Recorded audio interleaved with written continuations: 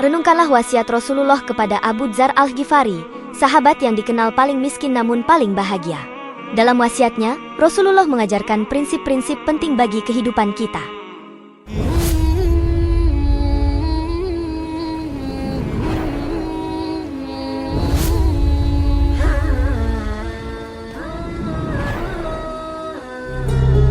Bismillah walhamdulillah, merupakan hidayah dari Allah karena video ini ada di beranda sahabat sekalian. Mari sampaikan sholawat serta salam kita kepada Nabiullah di kolom komentar sebagai wujud cinta kita, dan semoga kita semua mendapat syafaatnya di akhirat kelak. Amin.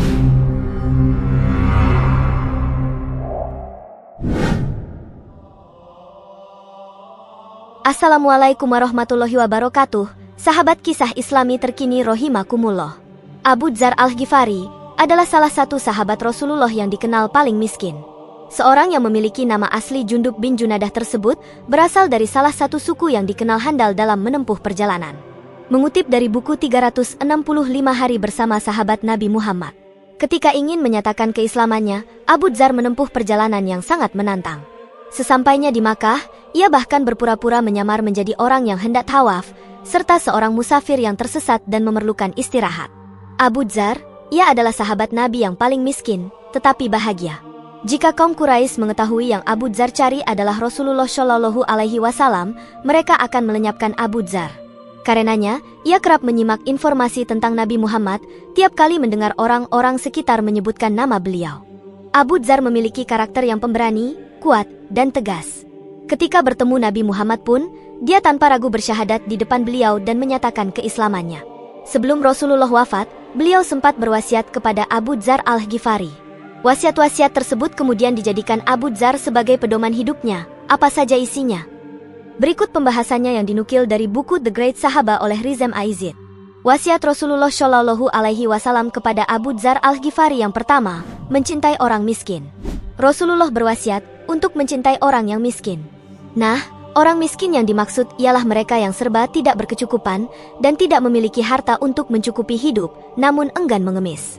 Dalam mencintai orang miskin, Allah Subhanahu wa Ta'ala telah memerintahkan kaum muslimin untuk bersedekah dan berzakat. Sedekah itu tidak terikat oleh waktu dan aturan, berbeda dengan zakat yang wajib dikeluarkan setahun sekali.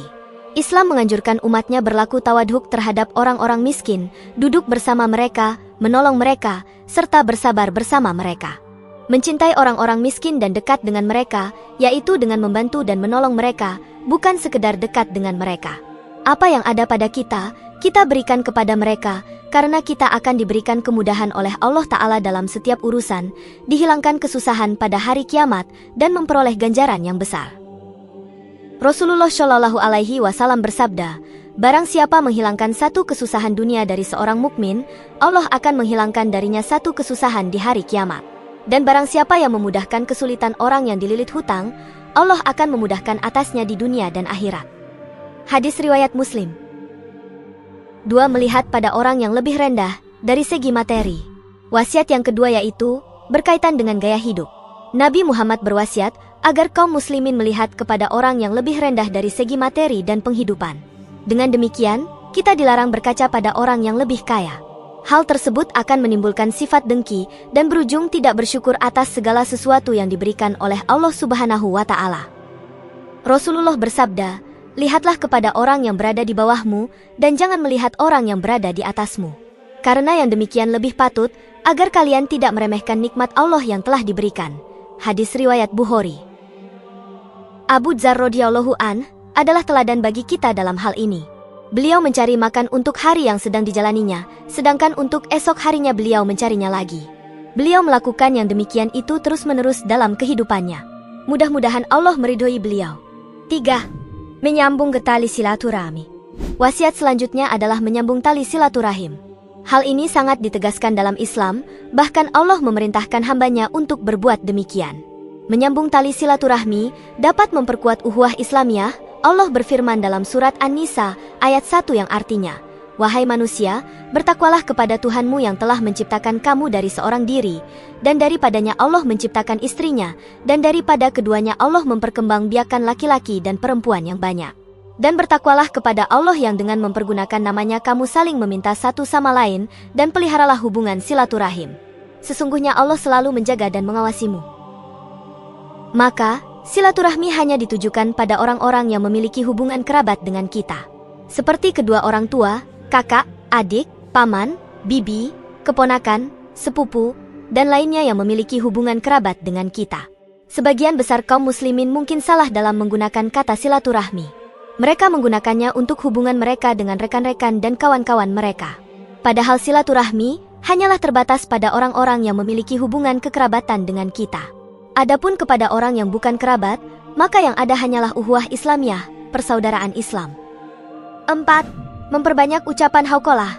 Ucapan hauqalah ialah la haula wala quwata illa billah. Wasiat ini disampaikan oleh Rasulullah karena termasuk ke dalam zikir yang memiliki keutamaan dahsyat.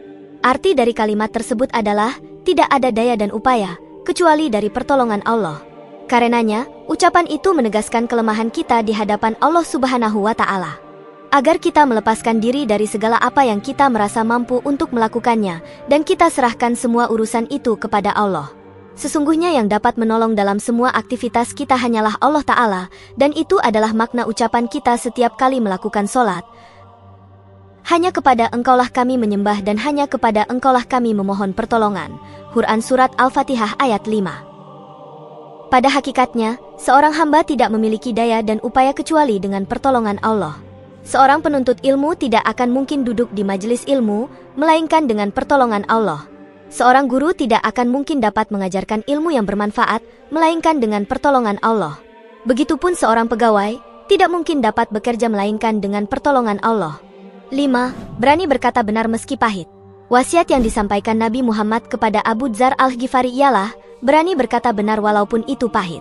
Jujur lebih utama dan lebih baik daripada dusta, meski sepahit apapun kenyataan tersebut. Nabi Muhammad bersabda, jihad yang paling utama adalah mengatakan kalimat yang hak, benar, kepada penguasa yang zalim. Hadis riwayat Abu Dawud, Ibnu Majah, dan Tirmizi. Islam telah memberikan ketentuan dalam menasihati para pemimpin, ulil amri, yaitu dengan mendatangi mereka dan menasihati mereka dengan cara yang baik. Jika tidak bisa, dapat dilakukan dengan menulis surat atau melalui orang yang menjadi wakil mereka, tidak dengan mengadakan orasi, provokasi, demonstrasi. Dan tidak boleh menyebarkan aib mereka melalui mimbar Jumat dan yang lainnya seperti media sosial dan internet. 6. Tidak takut pada celaan dalam berdakwah. Wasiat berikutnya yang diberikan Nabi kepada Abu Dzar yaitu agar tidak takut pada celaan dalam berdakwah. Allah Ta'ala berfirman dalam surat Al-Ahzab ayat 39 yang artinya, yaitu orang-orang yang menyampaikan risalah-risalah Allah, mereka takut kepadanya dan mereka tiada merasa takut kepada seorang pun selain kepada Allah. Dan cukuplah Allah sebagai pembuat perhitungan. Di antara akhlak yang mulia adalah berani dalam menyampaikan kebenaran, dan ini merupakan akhlak salafus syoleh. Islam mencela sifat penakut, hal ini dapat tercermin dari perintah untuk maju ke medan perang, dan tidak boleh mundur pada saat telah berhadapan dengan musuh. Dan di antara ciri hamba yang dicintai Allah, adalah mereka tidak takut celaan para pencela. 7. Tidak mengemis. Wasiat yang terakhir adalah tidak meminta-minta. Rasulullah mengatakan, semiskin apapun seseorang, jangan sekali-kali menjadi peminta atau pengemis. Mengemis, termasuk ke dalam perbuatan yang tidak mencerminkan sikap dan jiwa seorang muslim. Oleh sebab itu, Islam melarang umatnya untuk meminta-minta. Namun, perlu diketahui, meminta-minta diperbolehkan dengan catatan untuk kemaslahatan umat. Contohnya, seperti meminta sedekah pembangunan masjid, sarana pendidikan, atau santunan anak yatim dan sedekah kepada fakir miskin. Yang dilarang ialah meminta-minta untuk kepentingan pribadi.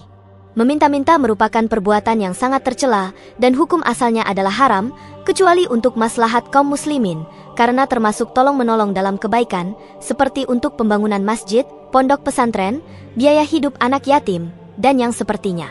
Ini pun harus dengan cara yang baik, yaitu dengan mendatangi orang-orang yang kaya dan mampu atau diumumkan di masjid, bukan dengan cara meminta-minta di pinggir jalan. Sebab, perbuatan tersebut tidak ada contohnya dari Rasulullah dan para sahabatnya, serta itu dapat merusak nama baik Islam dan kaum muslimin. Adapun meminta-minta untuk kepentingan pribadi, maka hukumnya haram dalam Islam. Bahkan orang yang selalu meminta-minta, kelak pada hari kiamat tidak ada daging sedikit pun pada wajahnya, sebagaimana ia tidak malu untuk meminta-minta kepada manusia di dunia. Rasulullah bersabda, seseorang yang senantiasa meminta-minta kepada orang lain, hingga ia akan datang pada hari kiamat dengan tidak ada sekerat daging pun di wajahnya. Hadis riwayat Muslim. Dari semua wasiat tersebut, semoga kita dapat merenungkan bagaimana menjalani kehidupan yang sesuai dengan ajaran Islam, menghindari sikap-sikap yang tercela, dan berupaya menjadi hamba yang lebih baik di hadapan Allah Subhanahu wa Ta'ala. Semoga kita semua dapat mengambil pelajaran dari wasiat Rasulullah kepada Abu Dzar Al-Ghifari dan mengaplikasikannya dalam kehidupan sehari-hari. Akhiru kalam. Wassalamualaikum warahmatullahi wabarakatuh.